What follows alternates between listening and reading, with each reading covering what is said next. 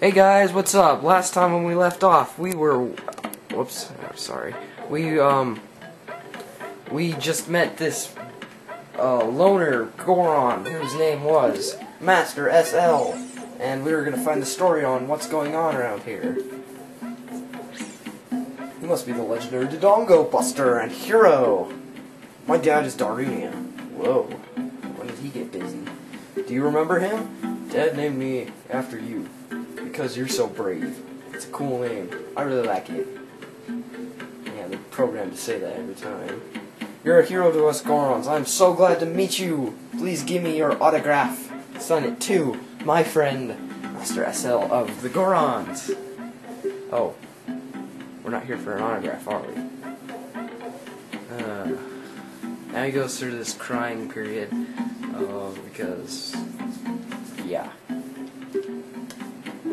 Now this is Navi talking, I believe, unless it's Link thinking.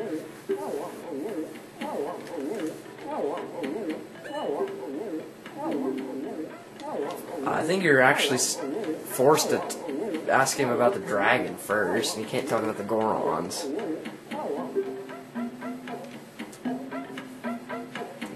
Yeah, there was an evil dragon named Volvagia. The dragon was scary. He ate Gorons, using a huge hammer, the hero of the Gorons. Boom! Destroyed it just like that. This is a myth. If it's a myth, then how is it true? I know, because my dad is a descendant of the hero. Ooh. Well, at least he's just scared now, not crying. Now we can ask him about the Gorons. Everybody was taken to the fire temple. Oh, my dad was out. Ganondorf's followers came. I took them off away. All of them will be eaten by Volvagia. Dad said that Ganondorf has revived Volvagia. He's Volvagia! As a warning to those who might oppose him, Ganondorf is going to feed them all to Volvagia. Dad went to the fire temple all by himself to say to everyone, please help. I'll give you this heat-resistant tunic, or, in other words, the red tunic!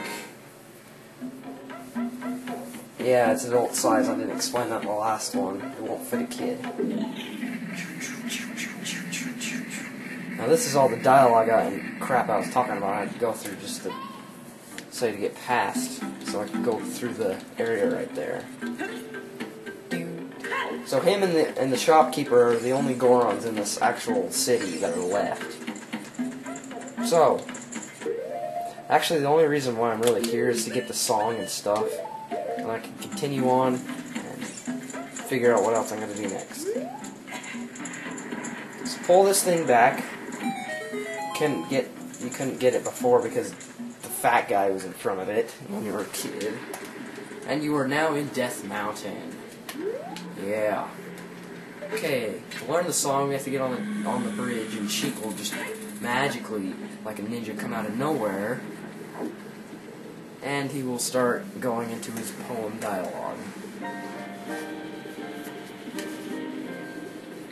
Time, there you go, time.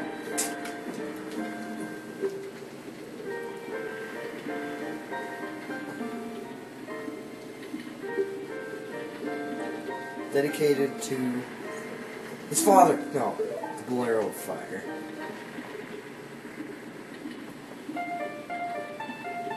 Now this is actually the longest song of the game, with the exception to the Scarecrow song. This is actually a really fast song with the controller, because it's Z-A-Z-A, X-Y, Z-A-Z-A, X-E, X-E, X-E, X-E, Z-Y, Z-Y, X-E, Z-A, I don't know what I'm saying. Go Z-A-Z-A, X-E, X-E. That's all. A down, A down. Down right, down right. Downright disgusted. Well, now we have blue fire again on his chin. Chin! Huh.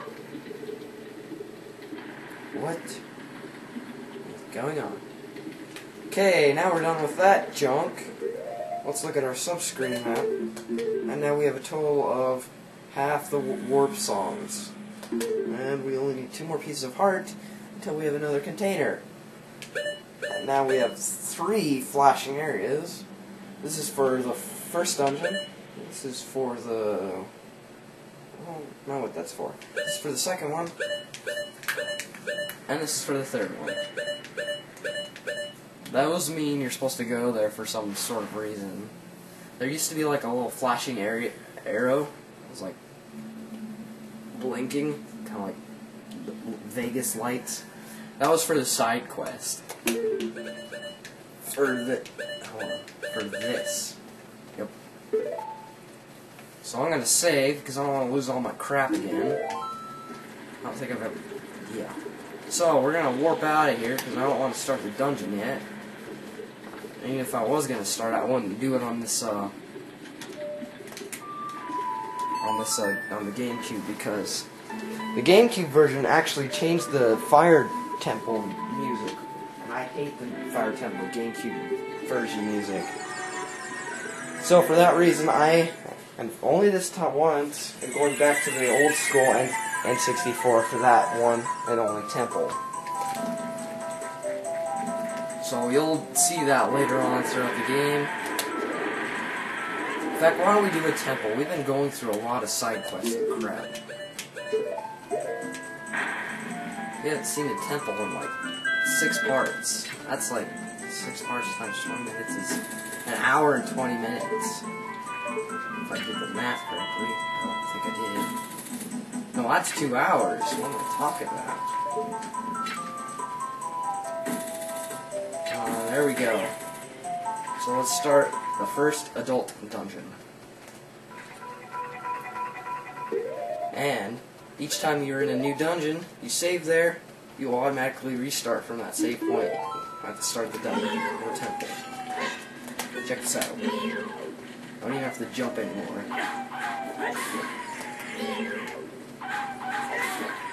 I just love this sword. Okay, first thing you want to do before you even go in that door is you want to climb up on this side of the tree. I'm sure it's this side because there's a scatola over on the other side. And climb up that side and get on top of the tree and shoot down that scatola. Because in fact it is actually a gold scatola. Be worth collecting. Be careful and not miss, because you might just hook shot over to the vines and actually hurt yourself majorly. Okay, you can actually jump from here, or you can just hook shot. It doesn't really matter. Your chest. But it is your first key. Now, I only learned this because I actually watched my brother play this game, I think. I don't remember. I might have actually figured it out myself. I'll never know. See, I know he's the first one to beat it. Yeah, I maybe. This game actually came out in 3. But yeah. Okay, now we gotta go through this crap. Got some posts, stealing some torches. They're gonna let down the elevator. So we can't actually skip to the boss. Unless we actually have a ROM handheld crap hack. So, a lot of stuff to do. First thing you probably should do is go straight and right here, and then turn to your right, and you will see another scatola. 2 in a row. Not the same room. 2 in a row, from room to room. Not including that hallway, because it was only just a giant room. It's the counter, so. Anyway, get rid of this guy. Just pull out your shield, only your shield, by pressing the R button, and then pull out your sword, and 1 shot down, and he's gone. Okay, we have 1 of these, 2 of these. Wow. Yeah, well said. These guys will take less time though, because you actually only because you have the better sword. 3 hits. Only take 2. Do that attack, and we get another chest. There's a little more big. It's little. And if you notice during the little chest cutscene, you look up and you see a giant hole in the wall with the ceiling just a few meters above where that hole is. We'll be coming back to that room above and trying and fixing by carpentry that hole. Yeah, not a fairy. Always a good thing to have is fairies. Yep. Okay, so now we're done with this area. We won't ever have to come back. No backtracking. Well, just kind of. We have to come back to the original main room. But anyway, now we can go to the side room, unlock this door. Oh, actually. Can't decide. I know there's a door right here. You can, yeah, move that first. Okay, just checking my timer. Making sure I'm not going over the time limit for some reason.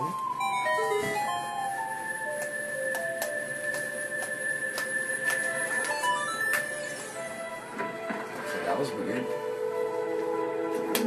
We have these things again.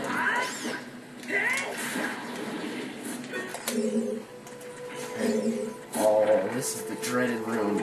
This is the part I hate most about the temple. Did you see that? I almost freaked out there because I hate spiders, especially these kind. This is the hardest part in the whole freaking game because you don't have the bow and arrows yet. You actually have to sneak by, literally sneak by this wall skull without getting seen, or you will be killed. You just gotta wait till it turns. So, kind of like that. So go the other way. Yes! Because if it had turned clockwise or right, I would have been screwed. That is the hardest part in the whole temple.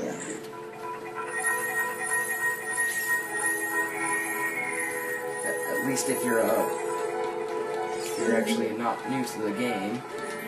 It's probably harder if you're like a newbie and only it's your first time, or maybe just the second time. Now we have the map. Yep, the map. P pronunciation. We have some more Skitholas. But we don't miss again like that one time, that one glitch. Come on. There we go.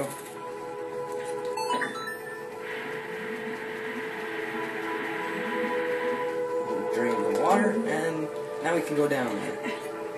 We actually could have gone down there before, since we have the iron boots. But there's actually a treasure chest, and that's kind of the whole point of going down there. And you can't open it while you're underwater, not in this game. You can in Twilight Princess, though. And I don't think you actually go underwater in Wind Waker. You can, but that's actually considered losing a life.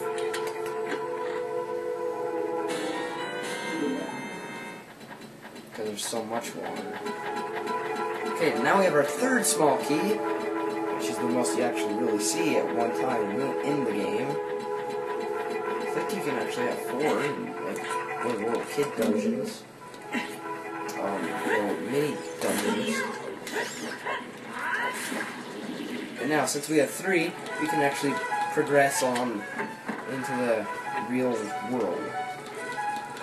So, there's a side door right here. I was about to enter it, but then I thought, crap, I need a third key. And I just glitched right there for some reason.